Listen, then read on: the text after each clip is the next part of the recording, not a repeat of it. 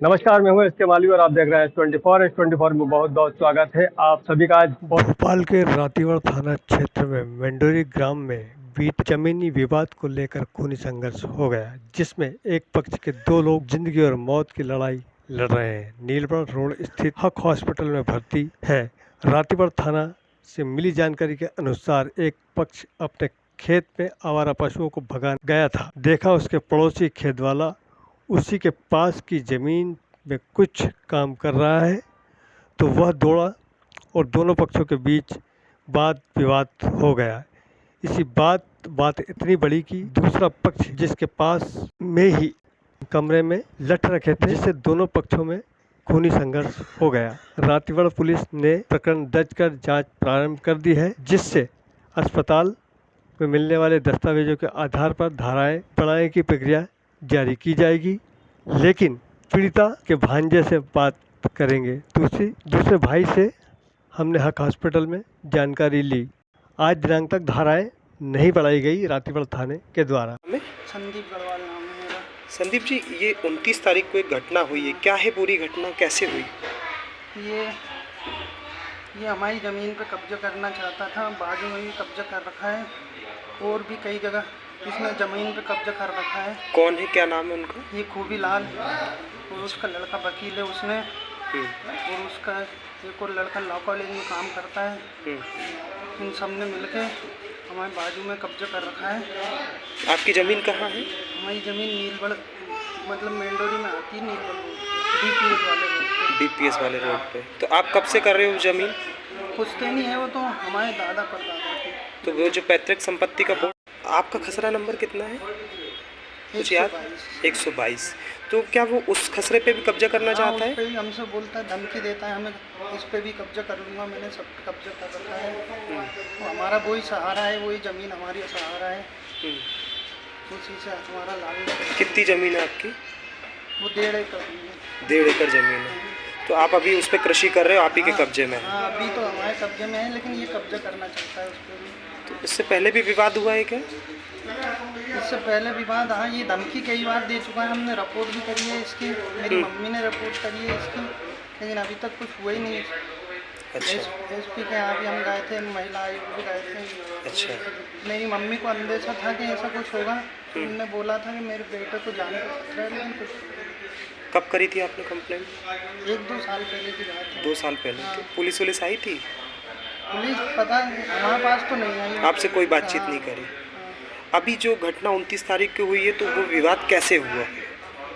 ये वही कब्जा करना चाहता था हमारी ज़मीन पे। मैं रोकने गया तो मुझसे गाली गुलौज करने लगा, मना किया तो मार दिया मेरे को। नहीं, कब्जा किस प्रकार से करना चाहता था? कोई बाउंड्री कर रहा था क्या? बाउंड्री कर रहा था ये। अभी भी आप मौके पे जाके देख लो, अभी भी बाउंड्री कर रहा है वो। जो ईंट वीट पड़ी हुई है और जो मलबा पड़ा हुआ है, वो उसी ने डाला है आपकी ज़मीन पे कब्जा करने के लिए। ठीक है। मेरा नाम अमर सिंह गढ़वाल है।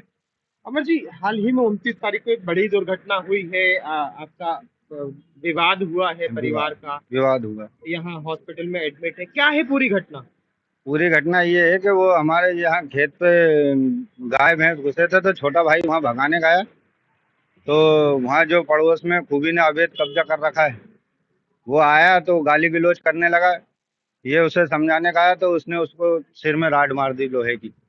तो ये जमीन कहाँ है आपकी? ये मेंढोरी में आती है। मंडोरी में आती है। विवाद किससे चल रहा है आपका? विवाद खूबी से।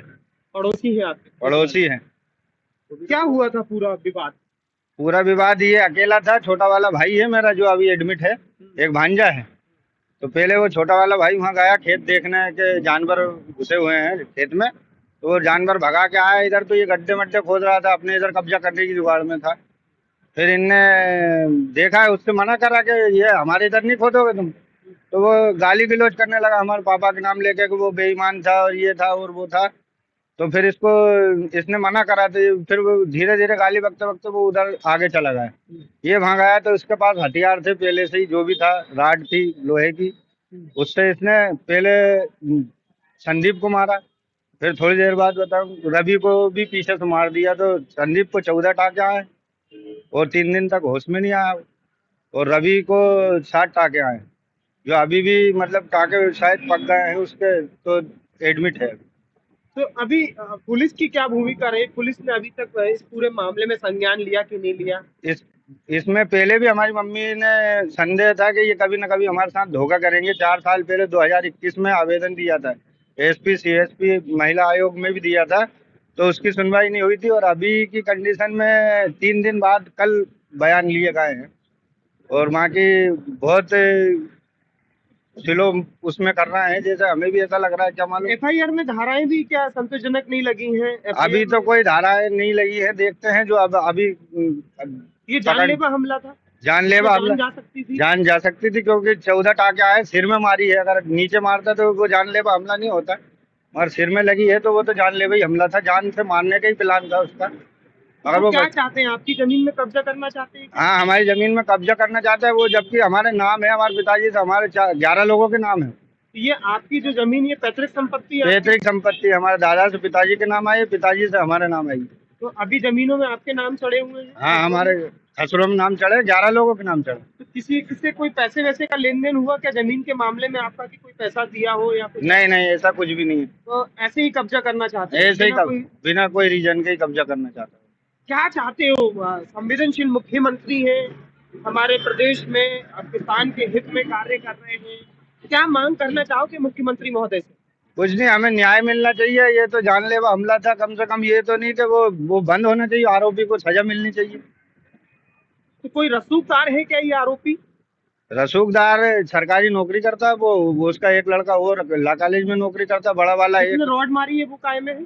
वो सरकारी नौकरी में है, पीडब्ल्यूडी में है, कि कौन से विभाग में है अच्छा, वो, उनके पास है। अब हमारे क्या नाम है उनका? क्या नाम है? उसका खूबीलाल उबीलाल गढ़वाल। ये सरकारी नौकरी में भी है? हाँ, सरकारी नौकरी में भी है। और कोई नेता वगैरह का संरक्षण है क्या? नहीं, ये तो अपने को जानकारी नहीं है, मगर हो सकता है ऐसा हो कि 2-3 दिन तक सुनवाई नहीं।